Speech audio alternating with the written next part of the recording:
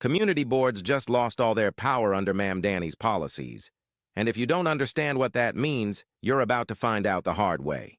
Follow because this changes everything about how your neighborhood develops. For decades, community boards were the last line of defense against development projects residents didn't want. Developers had to present their proposals, community members could voice concerns, and the board could recommend denial to the city council. And the city council actually listened. Not anymore. Mamdani's housing policies created an appeals process that overrides community board recommendations.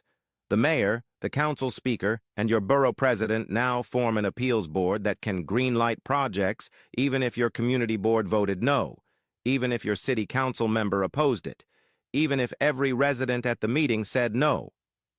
The only requirement? The project has to include affordable housing units. And guess what every single developer is going to do? Include the bare minimum affordable units to qualify for the override. So here's what this actually means for your neighborhood. That 6-story apartment building your community board spent 2 years fighting, it's getting built. That parking lot conversion your neighbors organized against, it's happening. That historic building developers wanted to demolish for luxury condos, gone. As long as the developer includes 15 to 20% affordable units, they can override local opposition. Your community board meetings still happen, you can still show up and speak, but your voice doesn't have veto power anymore. And here's the part nobody's saying out loud. This was intentional.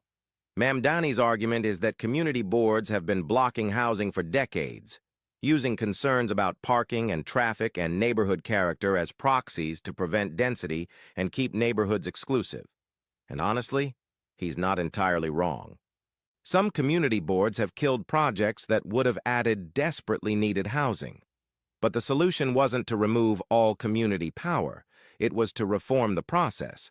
Now communities have no leverage, developers have all the power, and the only check on development is whether a project includes token affordable units. So your community board still exists, but it's advisory now, decorative, a place for residents to vent frustrations that won't actually stop anything.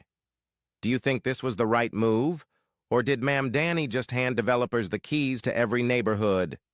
Comment below because this is the most underreported consequence of his policies.